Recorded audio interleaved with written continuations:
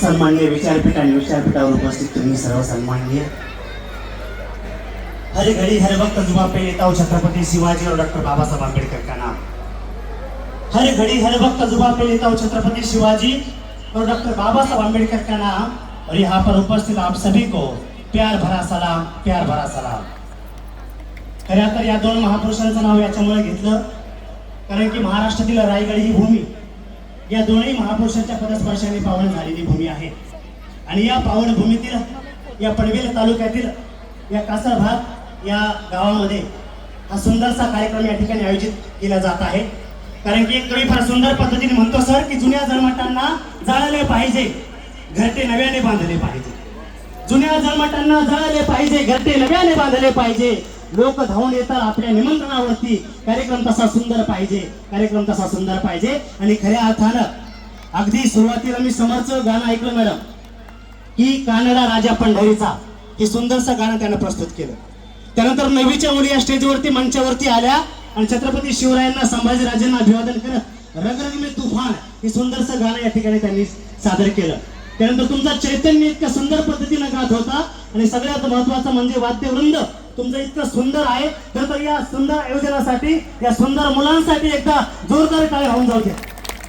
आता टाळ्यासाठी सुद्धा काही लोक कंजूसपणा करतायत, पण ठाकूर साहेब मला वाटतं आपण मराठी मातीसाठी माय मराठीसाठी काम करणारे माणसं आहोत। आणि कालपर्यंत मी वर्तमानपत्रामध्ये वाचलंय पोळ सर की टाळ्यांवरती अद्याप जीएसटी लागलेला नाहीये। 5%, 2%, 12% म्हणजे जोरदार टाळ्या वाजवायला हरकत नाही। कारण की टाळ्या म्हणजे नव्हे फक्त हातावर हात आपटणं, टाळ्या म्हणजे नव्हे फक्त हातावर हात आपटणं। तुमच्या टाळ्या या मुलांसाठी कौतुकाने पाठ थोपटणं, कौतुकाने पाठ थोपटणं। आणि मला वाटतं तुम्ही पालक वर्ग आहात, त्यांची कौतुकाने पाठ थोपायला मागे पुढे फारता कामा नये। कारण की मनाचा दिलदारपणा फार महत्वाचा असतो।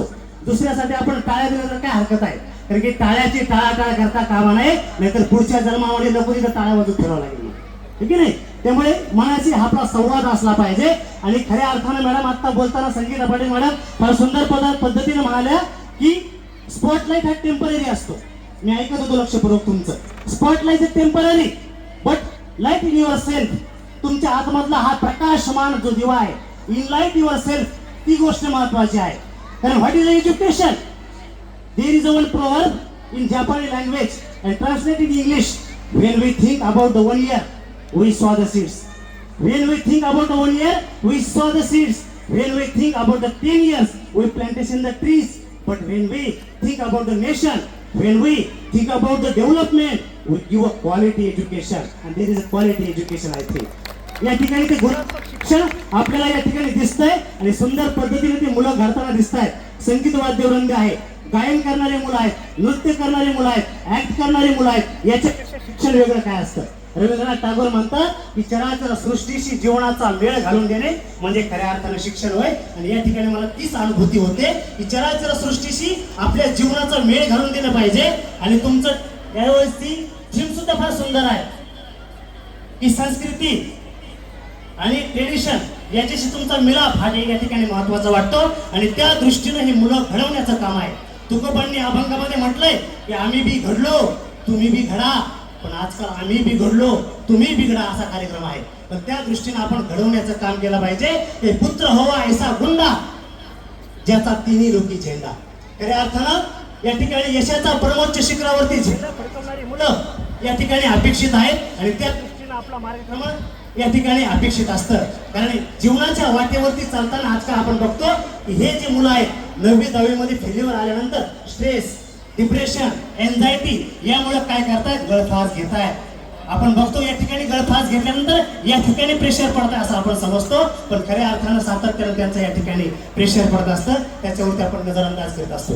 मी नेहमी एक उदाहरण सांगित असतो, एकदा नवरा बायकोचा संवाद सुरू झाला, संवादाचं रूपांतर वादामध्ये झालं, वादाचं रूपांतर कडाक्याच्या भांडणामध्ये झालं।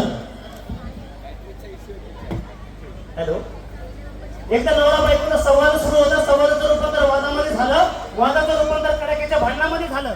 वादाचं कारण काय होतं, नवरा म्हणायचा माझ्या मुलाला डॉक्टर करायचंय, बायको म्हणायचं माझ्या मुलाला इंजिनियर करायचंय। नवऱ्याचं आपलं डॉक्टर, बायकोचं आपलं इंजिनियर। बायको म्हणाले तुम्हाला काय कळतं, प्रत्येक बायको असंच म्हणत असते तुम्हाला काय कळतं। आहे की नाही? तशा दृष्टीनं नवरा आपला म्हणायचा इंजिनियर करायचंय, बायको म्हणायची डॉक्टर करायचंय. दोघांचं घरचं भांडण कोर्टामध्ये पोहोचलं. कोर्टामध्ये गेल्यानंतर न्यायाधीश म्हणाले ऑर्डर ऑर्डर. याच्या अगोदर आम्ही तुमच्या मुलाचं मत विचारात घेतलं का? याच्या अगोदर तुम्ही तुमच्या मुलाला विचारलं का? तेव्हा नवऱ्यानं बायकोकडे बघितलं, बायकोनं नवऱ्याकडे बघितलं आणि दोघांनी न्यायाधीशाकडे बघत म्हणाले साहेब मुलगा अजून जन्माला यायचा. आता बऱ्याच जणांना विनोद समजला, मंचावरच्या माणसाला समजला, खालच्या माणसाला कदाचित समजला नसेल. मला वाटतं समजला असेल तर जोरदार टाळ्या वाजवायला हरकत नाही, कारण की समजणं फार महत्वाचं आहे. आणि आजकाल आपण अवास्तव अपेक्षांचं ओझं या मुलांच्या डोक्यावरती टाकतो, पण मला वाटतं या ठिकाणी अपेक्षांचं ओझं मुलांवरती नाहीये. की मुलं स्वतःहून या ठिकाणी उत्सुकतेनं सहभाग नोंदवतात. हा मोठेपणा मुलांचा या ठिकाणी महत्वाचा आहे. त्यामुळे जीवनावरती या पथक्रमण मार्गक्रमण करत असताना अनंत अडचणी येतील. त्यावेळेस आपण ते सांगितलं पाहिजे की सफर में धूप तो होगी जो चल सके तो चले, सफर में धूप तो होगी जो चल सके तो चले, सभी है भीड़ में तुम भी निकल सके तो चले, और किसी के वास्ते राहें कहाँ बदलती है, किसी के वास्ते राहें कहाँ बदलती है, तुम अपने आप को बदल सके तो चले, अपने आप को बदल सके तो चले. स्वतःमध्ये परिवर्तन खऱ्या अर्थाने घडून आणलं पाहिजे. आणि त्याच वेळेस छत्रपती शिवाजी महाराज निर्माण होतात, त्याच वेळेस डॉक्टर बाबासाहेब आंबेडकर निर्माण होतात आणि खऱ्या अर्थानं त्या परिवर्तनाच्या शिखरावरती आपण पोहोचत असतो. छावा नावाचा चित्रपट आला होता. चित्रपटामध्ये आपण बघतो, नंतर एक हिंदी चित्रपट आला होता काहीतरी असं करून, झुकेगा नाही, काय होतं ते, झुकेगा नाही साला, ठीक नाही. पण खऱ्या अर्थानं औरंगजेबाच्या दरबारामध्ये जात झुकेगा नाही साला स्वाभिमाना बाणा दाखवणारे छत्रपती शिवाजी महाराज मुलांपर्यंत जाणं अभिप्रेत आहे. आणि अशा दृष्टीनं महापुरुषांची विचारधारा या ठिकाणी जपणं अभिप्रेत असतं. आणि त्या दृष्टिकोनातून मुलं या ठिकाणी घडले पाहिजे. बिघडण्याच्या मार्गावरती प्रत्येक जण आहेत, पण खऱ्या अर्थानं हा परिवर्तनाचा वसा आणि वारसा त्यांच्यापर्यंत गेला पाहिजे. आणि आपल्या या आयुष्यामध्ये आपण हे मार्ग स्वीकारत आयुष्याचा मनमुराद आनंद घेतला पाहिजे. कारण की रिटर्न तिकीट सबका कन्फर्म है, बरोबर की नाही? रिटर्न तिकीट सबका कन्फर्म है, इसलिए यात्रा का पूरा आनंद लीजिए. जीवनाचा आपण हा आनंद आपल्या दृष्टीने घेतला पाहिजे. कारण की वक्त आपण आहे, वक्त आपण आहे, चाहे सोना बना दो या सोने में गुजार दो. आपल्यावरती निर्भर असतं की आपण कशा पद्धतीनं मार्गक्रमण केलं पाहिजे. आणि त्या दृष्टीनं चांगलं आपण करतो आहोत आणि चांगल्याच फलश्रुती आहे की हा भारत देश चंद्रावरती झेंडा फडकवणारा देश आहे. मी म्हणत असतो की ऐ माँ भरोसा रखना अपनी संतानों पर, ऐ माँ भरोसा रखना अपनी संतानों पर, हमने तिरंगा गाड़ दिया है चांद पर, हमने तिरंगा गाड़ दिया है चांद पर. ती या ठिकाणी फलश्रुती आहे. कारण की जमी पे घर बनाया है लेकिन हम जन्नत में रहते हैं, जमी पे घर बनाया है लेकिन हम जन्नत में रहते हैं. और हमारी खुशनसीबी ये है की हम भारत में रहते हैं, हम भारत में रहते हैं. त्या भारतभूतचा अभिमान आपल्याला या ठिकाणी सातत्यानं असला पाहिजे. आणि अशा दृष्टीनं आपण मार्गक्रमण या ठिकाणी करत राहूयात. शेवटी एक कविता आपल्या समोर ठेवतो आणि आपली रजा घेतो.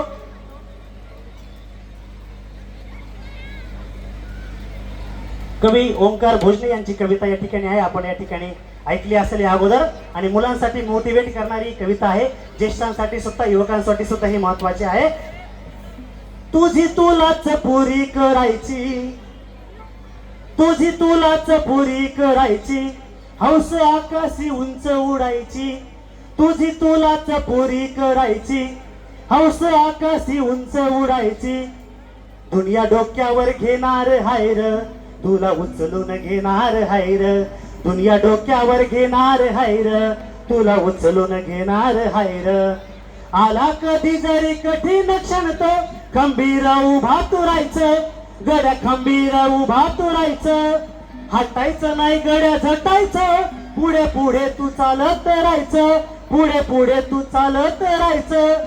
ताज्या दमाचं तरुणाईचं मिळालं रे वरदान, तुला मिळालं रे वरदान. रेशमी कापड हातात तुझ्या करू नको बारदान, त्याच करू नको बारदान. आई बापाच्या पायावर डोकं, आई बापाच्या पायावर डोकं, बाकी जगाशी रोक ठोक. आई बापाच्या पायावर डोकं, बाकी जगाशी रोक ठोक. सलामी झुकून सलामी वाकून, सलामी झुकून सलामी वाकून, सलामी ठोकून देणार हायर, तुला उचलून घेणार हायर. दुनिया डोक्यावर घेणार हायर, तुला उचलून घेणार हायर, तुला उचलून घेणार हायर, तुला उचलून घेणार हायर. आणि विद्यार्थ्यांसाठी खास की आपण झालो काजवा तर काय बिघडले. आपण जरी सर्वसामान्य व्यक्तिमत्व आपलं असलं तरी निराशेमध्ये आपलं आयुष्य घालवता कामा नये. अभ्यासाचा ध्यास करत आपल्या आयुष्याचा विकास कसा होईल आणि पुस्तकाशी संगत आपली कशी जुळली जाईल, व्यसनांपासून आपण कसं दूर राहू, याच्यावरती आपण या ठिकाणी मार्गक्रमण करणं महत्वाचं आहे. म्हणून आपण झालो काजवा तर काय बिघडले, आपण झालो काजवा तर काय बिघडले. आपण आपल्या अवकातीने चमकत राहू, आपण आपल्या अवकातीने चमकत राहू. आपल्या सर्वांचे मनपूर्वक धन्यवाद. धन्यवाद. थँक्स.